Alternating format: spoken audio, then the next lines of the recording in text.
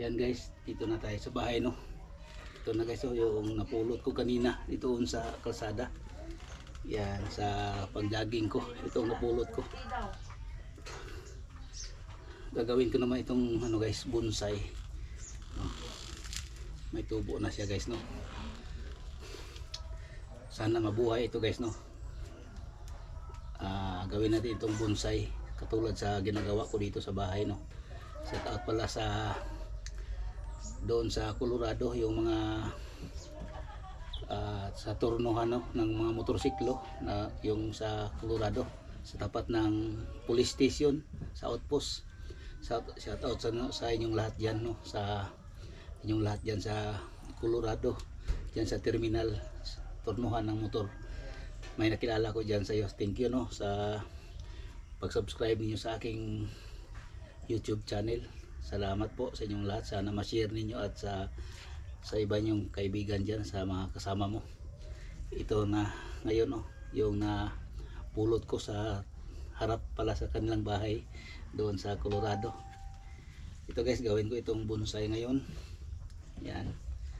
Babalatan ko ito guys lahat ito para makita yung ano niya, yung bao o bagol. At sa makita yung mga ganito doon, dahil gagawin ko itong bonsai guys no? Pang dito sa bahay, pang decoration. Yeah. Kape muna tayo guys.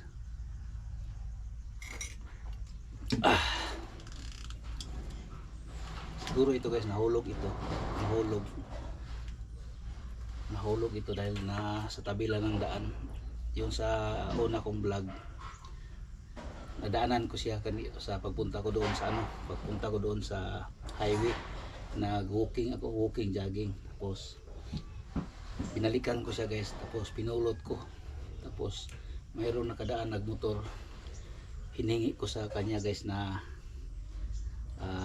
na dadalhin ko dito sa bahay. Sabi niya okay lang. Sayang naman ito guys no.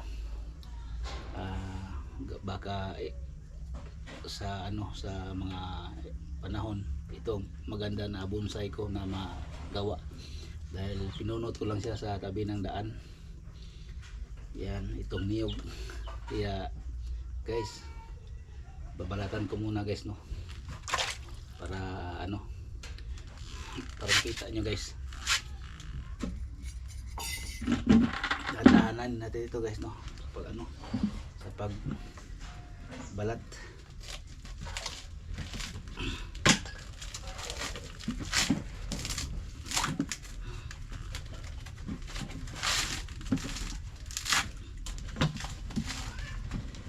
Malambot na siya guys, balatan no?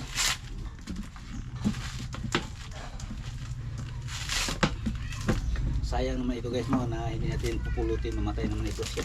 Tapos init pa doon. Mabuti na lang mayroong nakadaan na pinulot siya para mabuhay. Kaya iproseso lang natin guys no.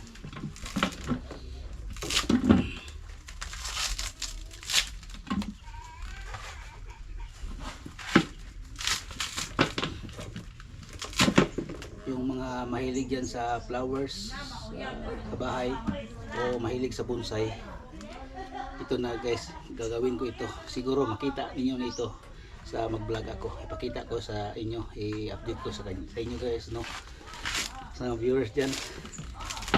Thank you no sa hindi nyo pag-skip sa inyong pagpanood sa aking vlog. Ang dami ng guys oh.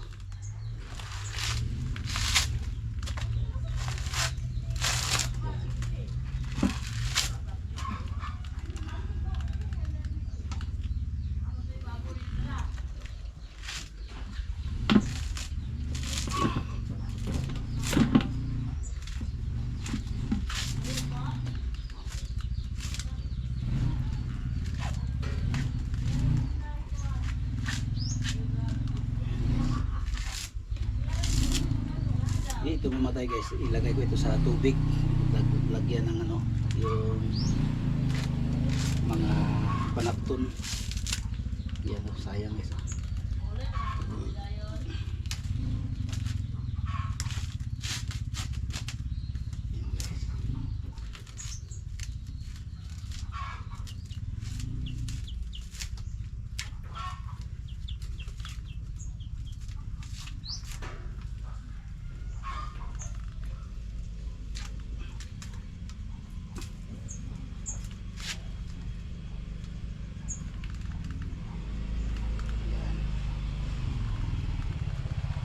Yan guys, linisin ko mamaya guys, no. So guys, na linisin natin guys, no. Itong ano, itong malinis siya.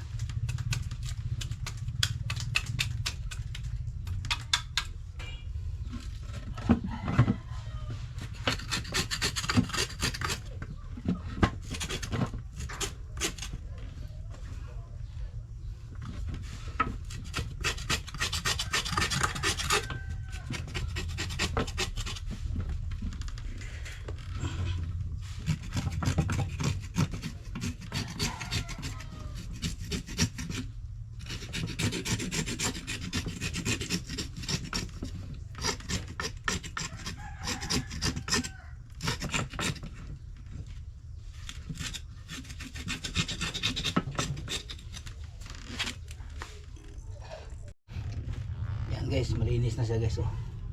Nalinisan na natin guys, no. Tapos ang gawin ko guys, ito tatanggalin ko naman ito guys, mamay ito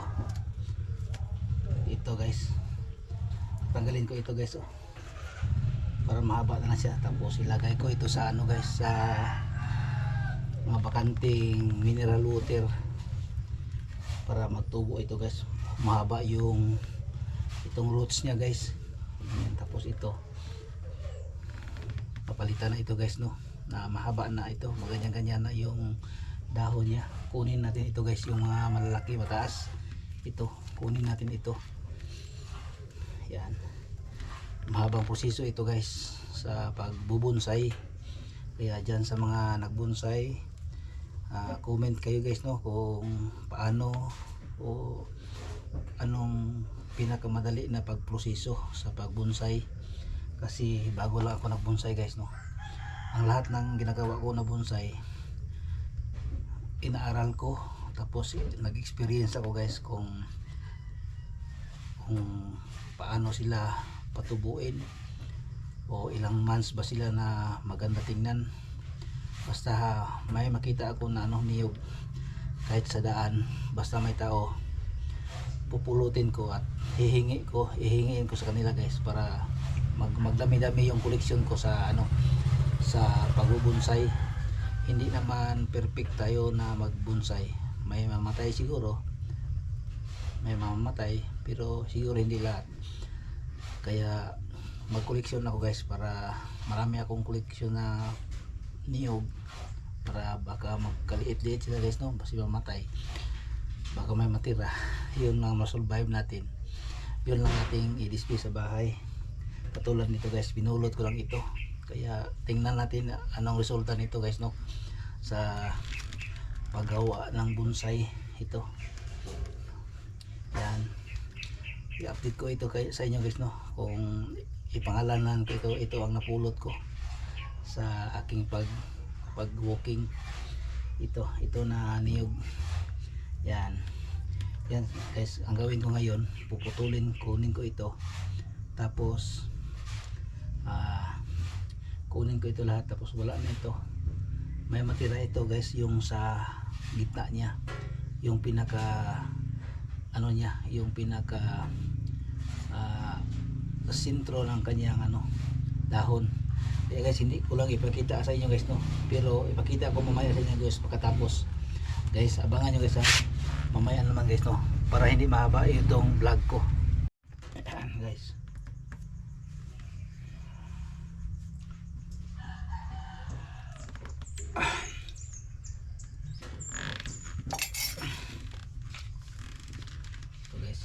itong pang ano natin, pang tanggal sa kanilang mga ano, skinets. Ayan guys, ito na guys, oh.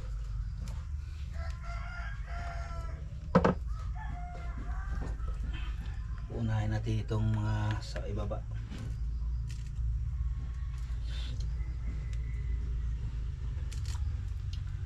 Ito guys, oh.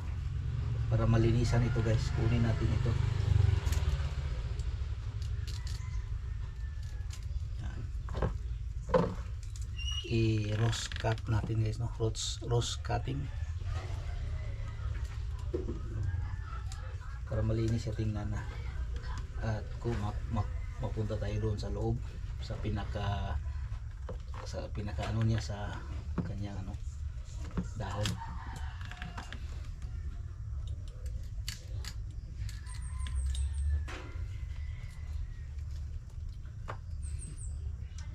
Mahaba itong proseso guys sa paggawa ng bonsai.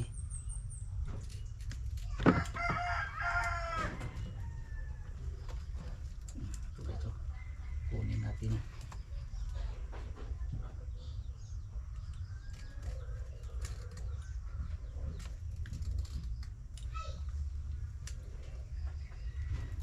Yan. Kailangan siya biyakin guys para magnipis. Yan. Hanggang maabot tayo dito sa kanyang taas. Hanggang makuha natin ito. Yan.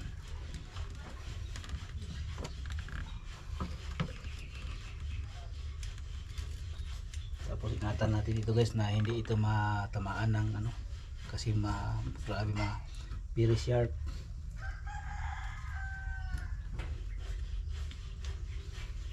Napakatulis guys oh.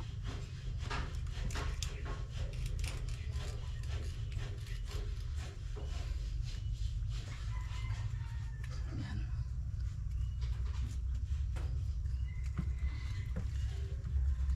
Yan guys, mamaya na naman guys no sa pagkatapos ng pagkuha ng ganito guys. Yan guys, abangan natin guys ha. Pasensya na kayo guys para hindi mahaba yung vlog ko. Yan guys, tapos na natin nalinisan guys oh. Wala na, linis na.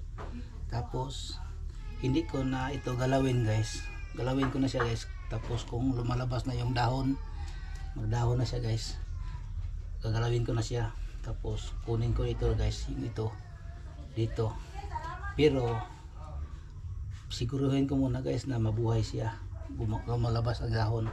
Tapos ilagay ko itong magkataas yung kanyang gamot. Ang gawin ko ito guys, maglagay ako ng malaking mineral water, lagyan ko ng tubig guys oh, may tubig. Tapos nilagyan ko ito ng tubo para ilagay ko sa loob para hindi siya malunod sa ilalim. Ito guys oh, ang proseso. Tingnan nyo guys ha. Yan. Pag ganyan siya guys, ganyan oh.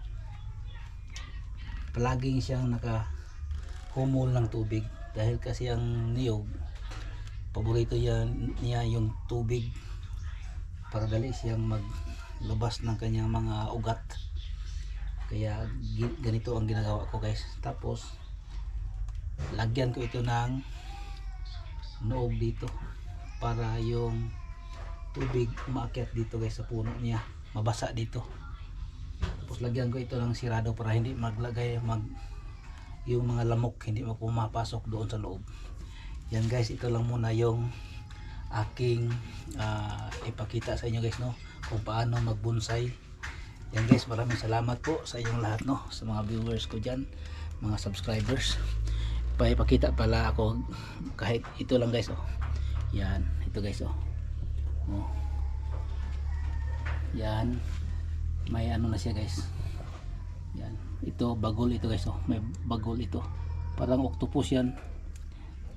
Yan, yan guys, bonsai na yan guys no. Isang buwan kalahati na guys. Yan, ito naman guys, itong gawin ko naman itong bonsai. Yan guys, hanggang dito na lang no. Thank you sa inyong panonood sa aking vlog dito sa paggawa ng bonsai. Thank you sa aking pagpulot nito sa daan. Maraming salamat po sa inyong lahat no, sa mga viewers, subscribers diyan. Salamat sa inyong lahat. God bless all.